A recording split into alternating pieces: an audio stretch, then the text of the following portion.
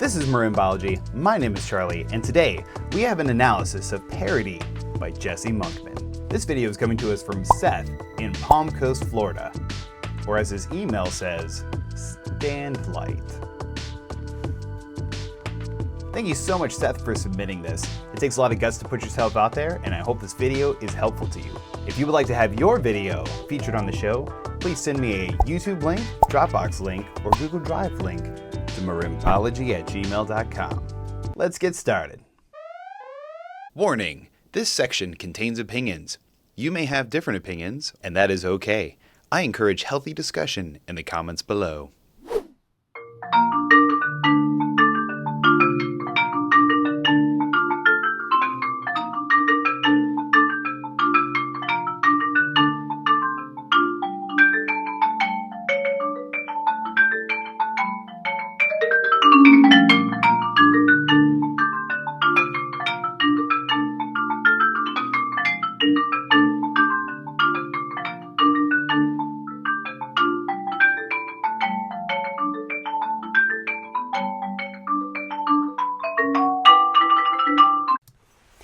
Okay, let's stop there for a second. All right, there's a few things going on. Number one, I think you're playing a bit too loud for most of this.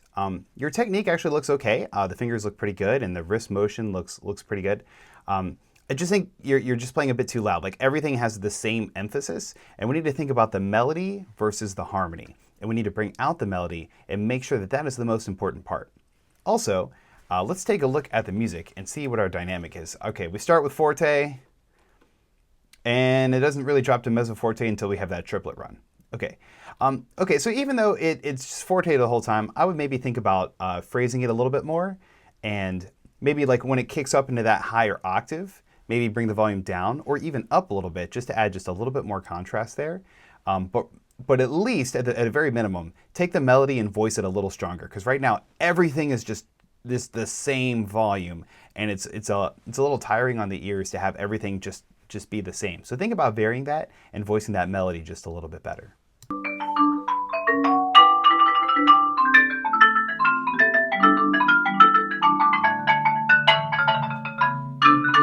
Okay, so in this section, there's a lot of things going on. Okay, when we get to this part in the music right about here, when we have those double laterals in the left hand, they're very, very uneven.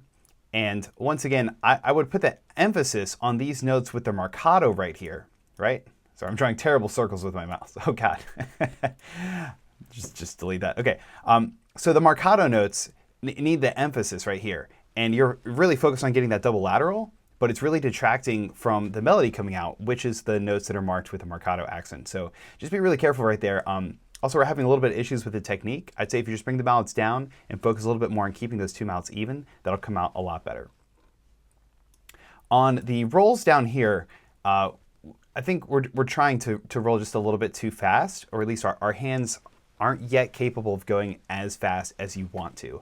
And that made this roll sound just a little bit forced and not very musical. I'm gonna back up a little bit and let's just take a look at that section.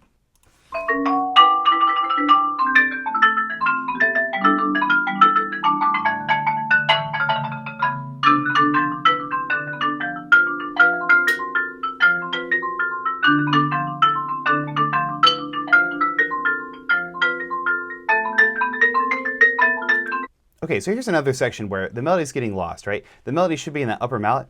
Da da da da da da da da da da da da da da da, and that's getting lost. I think our playing zones are getting a little wacky, especially when we're going up on the accidentals. Make sure we're right on the end of that bar so that the melody is voiced out and is nice and strong.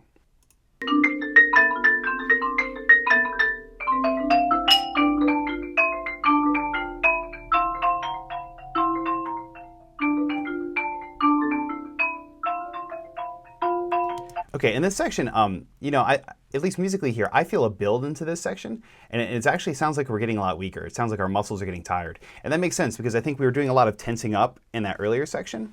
Overall, I just think the whole thing's too fast right now for where your chops are. If you slow down a little bit, your hands won't get as fatigued. And this section's supposed to be the intense section, but it's actually losing a lot of energy. Okay, so just slow the whole thing down and just pace yourself out. So when we get to this section, you can give it a little bit more volume and a little bit more intensity.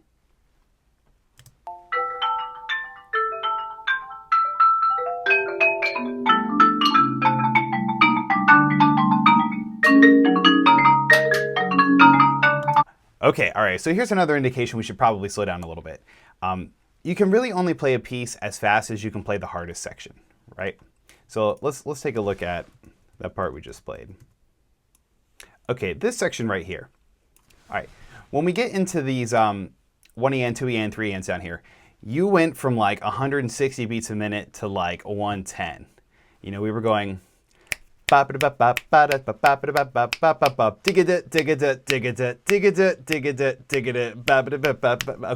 we can't do that. It really threw like a whole monkey wrench in the entire thing. And musically, it all just started come crumbling down. Okay, so you can only play this as fast, this whole piece, as fast as you can play this lick right here. So if this lick is the problem, then we need to take that and really focus on it and make it a little bit more relaxed, bring our stick heights down, and see if we can get that a lot smoother.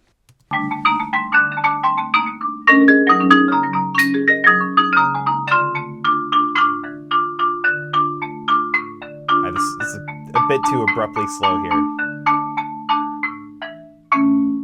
Yeah, good quality sound there.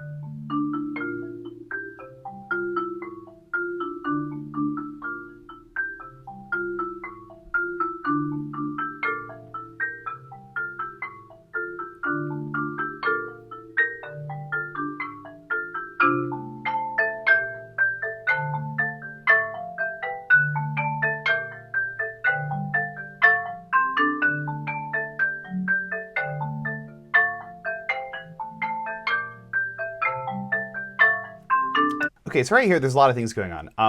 Number one, everything, once again, everything is being played at the same volume. The melody, the harmony, the everything. So it's all getting covered up. We need to voice the melody a lot better in our right hand. And this section could use a lot of expression. This is like the expressive section of the piece, right? Let's take a look. Okay, so right here it says with feeling. And with feeling means you need some push and some pull and add some emotional weight to some of your phrases. You could also probably be a little bit rubato here and stretch the tempo a little bit and pull it back and just really make this something like really interesting to the ears. Right now you're playing it very metronomically. We're missing a lot of notes in the right hand with our interval changes, so that might be a technique thing to look at. But just everything is so heavy. It's only mezzo forte, so they can chill. And I would even say the left hand is probably mezzo piano or piano. That way we can voice that melody in the right hand just a little bit better. Okay, and then right here it says longing. We need to hear longing in your music. It needs to languish a little bit. Like think of something or someone that you have lost. Just something like just emotional that you can tap into and add some dynamics and expression and some time stretching to really milk this emotionally.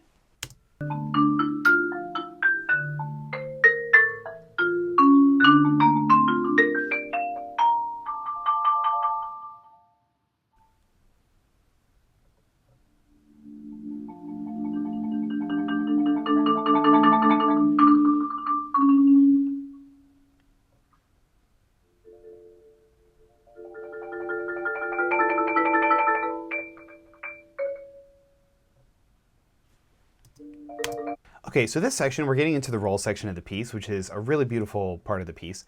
Once again, your technique is looking okay as far as like interval changing goes. We are tightening up a little bit and we're tensing our muscles a little bit, and that's causing some problems.